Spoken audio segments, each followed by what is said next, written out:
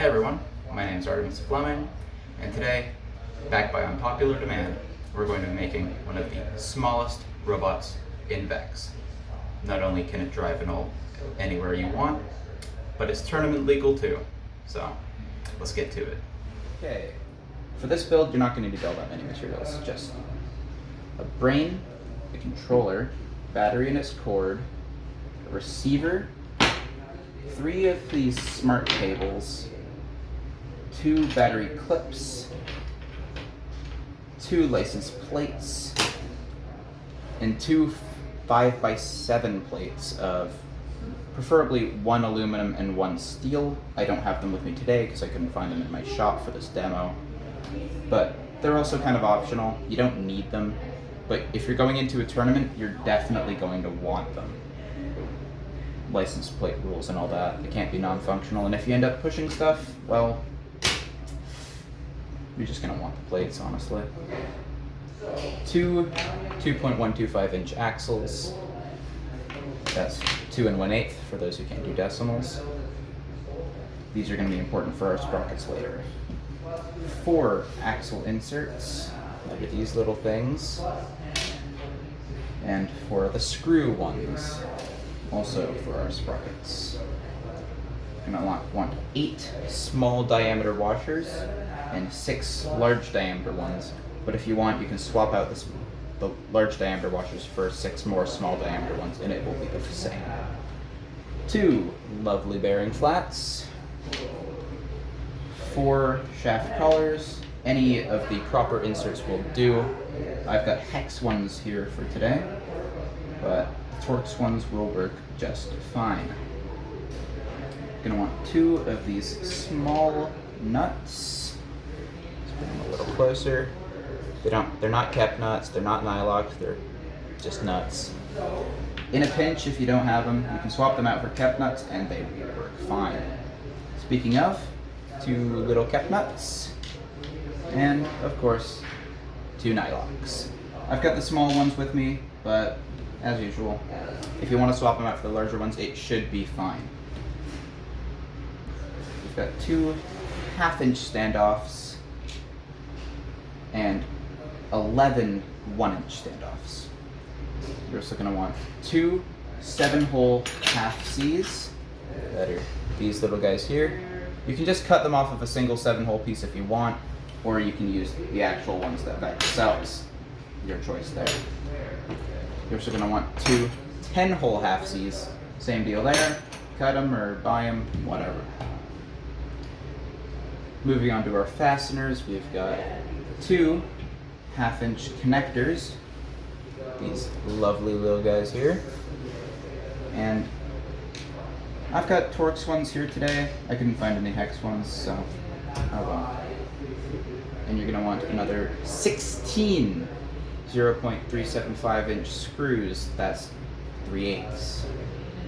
Not to mention 2 1/2-inch screws, 2 0.625 screws. That's 5/8. 3-inch-and-a-half screws. That's 1.5. And 2 1.25 screws, or 1.25 inch. Last 2 little things is our spacers. We're going to want 3 1/4-inch ones, that's size 2, and 2 1/8-inch ones, or size 1. Okay, starting with our 7-hole C-channel, we're going to take 2 of these 3/8 of an inch screws, and we're just going to mate them with some inch-long standoffs. We're going to make them hand tight for now. We can always tighten them later if need be. But we're going to take another 2, and we're just going to block off the 2 that we just placed in.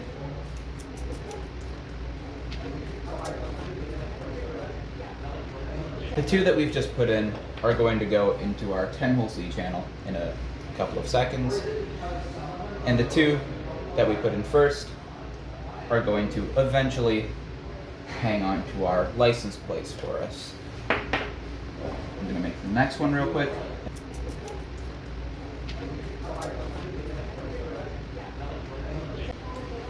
Okay, for this 10-hole section, you're going to need one piece of 10-hole C channel, 2 shaft collars, 3 smaller diameter washers, 1 bearing flat, 1 of your motors, 2 of these square inserts for the axle, 1 18-tooth sprocket for now, 1 of the axles, 1 of the 5/8 screws, and 1 of the 1/2-inch screws. To make this piece, you're going to first get your motor, your 10-hole piece of channel, and you're going to put it so that the axle is in the 2nd hole of the channel. I'm going to secure it first with the 1/2-inch screw, just loosely. And then I'm going to put the bearing flat right up on top. And then I'm going to secure the bearing flat and the motor to the C-channel with the 5/8 screw. And then I'm just going to secure it tightly with my screwdriver. Same thing with the 1/2-inch screw. And there you go. Now, let's start with the axle. We're going to put the 2 inserts in to your first sprocket.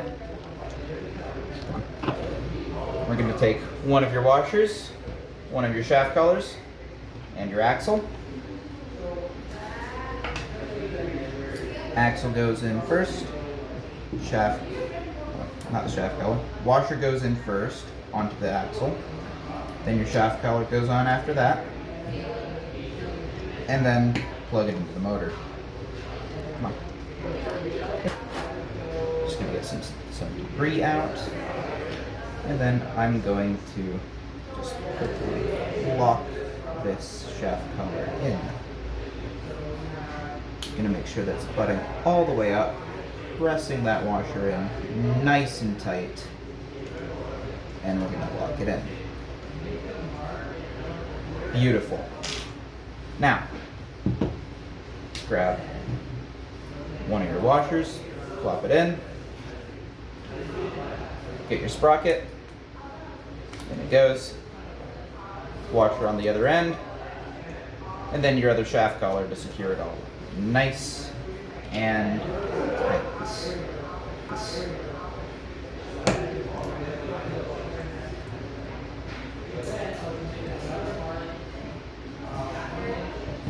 And there you go. Now, I'm going to replicate that, and then we'll get back to it. Okay, for this assembling of the chassis, you're going to want everything you've built so far. That's both 10-hole segments and both 7-hole segments. 2 battery clips, 2 nuts, 2 of the 1/2-inch standoffs, 2 of the 1/2-inch screws, 2 3/8 screws, 2 connectors, and 6 of the larger diameter washers. Let's begin. Oop, don't want that guy getting away. We're going to quickly put in all of the nuts into the battery clips, just really quick. All right. Then we're going to take 1 of our 7-hole pieces and 1 of our 10-hole pieces, and we're going to connect them up. Just putting the last hole into the standoff with 1 of the 3/8 screws. Wonderful. Gonna tighten it up a little bit, but not that much. Just to make sure there's still a little bit of wiggle room when we're fitting it all together. I'm gonna do the same thing for the other side now. Just screwing it in to the standoff. Making it sure that it's a nice, even fit. Wonderful. Just tighten them up a little. All right. Now, onto the other side. It'll be a little bit different, so try and follow along as best you can. If you can't, well, just go back a couple of seconds and do it all over again. We're going to take our connector pieces and we're going to slide them into the standoffs about halfway in. Not all that much, but all right. Just making sure that this piece is good and straight. I'm kind of just using scraps from the shop, so it's not going to be that great of a version, but it's plenty good for a demo. Alright. Next up, I'm going to take 2 of these washers and I'm going to surround the shaft, not the shaft, call it the connector. And then I'm going to put one of our 1/2-inch standoffs on top of it. Lovely. Going to do the same for the other side. 2 washers, standoff, and tighten that up nice. Alright, now's a good time to square it, making sure it's all right 90 degrees, or as close as you're gonna get.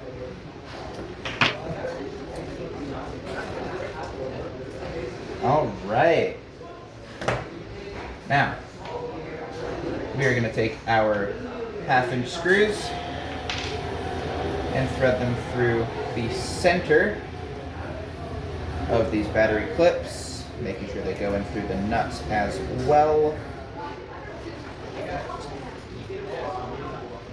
Like that. Wonderful. Can take one of our remaining washers, put it on the bottom, screw it in a little bit more, and then I'm going to put it on here. Tighten that whole contraption up. Might be a little bit loose, but that's kind of unavoidable. Try tightening it by just spinning it about, but at the end of the day, what works for you is what works. Just making sure that that's all nice and flush. Alright, gonna do it with the other side now.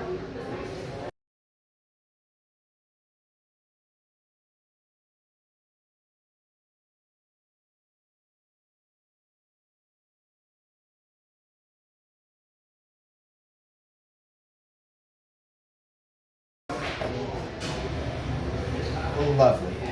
That's what we like to see. We're going to take our 3 remaining inch-long standoffs, our 3 remaining size 2 black spacers, and our 1.5-inch screws. I'm going to put one at the back over here. I'm going to put our washer in first, not our washer, our spacer in first, sorry. And then tie it up with the standoff. Now, just kind of looking like that. We're going to grab our brain and we're going to line this up with one of the holes there. Loosen up this standoff a little. And then I'm going to tighten it. I'm going to use the non-powered one for this. This is a brain and I want to be a bit more precise. Alright. It's a little bit tight. It's not perfect, but that's good because we've got 2 more to put in. I'm going to do one on the other side first. Just line it up nice. Get that washer on. Or get that spacer on. My bad again. Just going to spin it around over here so I've got a better thread in this standoff here.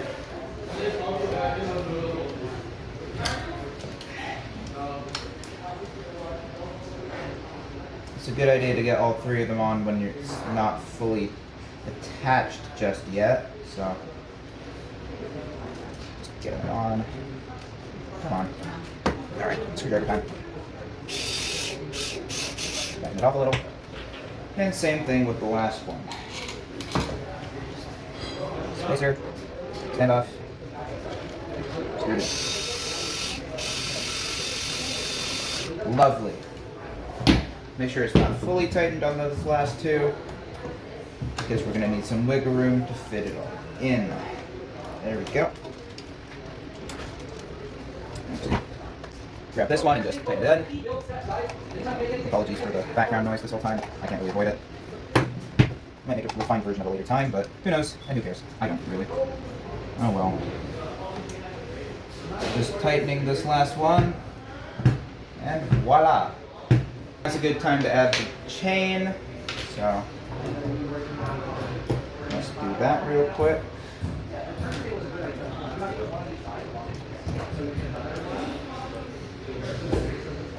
I like my chain being very tight, because that just gives me a lot of traction. But feel free to experiment, maybe add a link, take it off, whatever, who knows. I'm going to do the same thing with the other chain.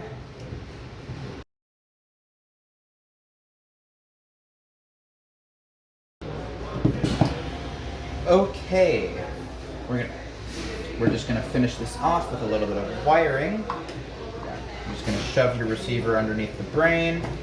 Should be a pretty tight fit. Nothing too much to worry about. Plug it on in. If you want, maybe wrap a cord around to tighten it, or just maybe get a smaller one. Either way works.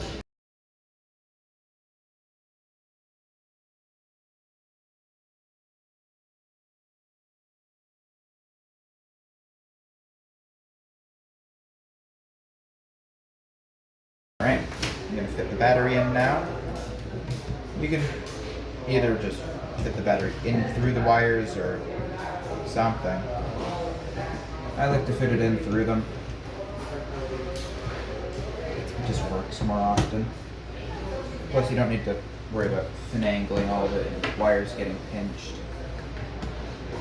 Or at least you have to worry about it a bunch less. Alright. If you happen to be using this for a tournament, you're going to have to put plates in behind your license plates just to make sure that they are tournament legal. If you don't, because license plates are not allowed to be pushing, or they're not allowed to do anything that's functional, really. You could get in trouble for that, depending on how strict your refs are. But either way, scope it out first, or just bring the plates. Honestly, it will help.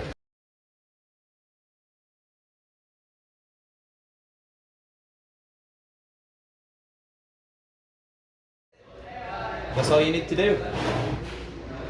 Let's power it on, and let's see if I plugged in the wires correctly. So I did not actually check.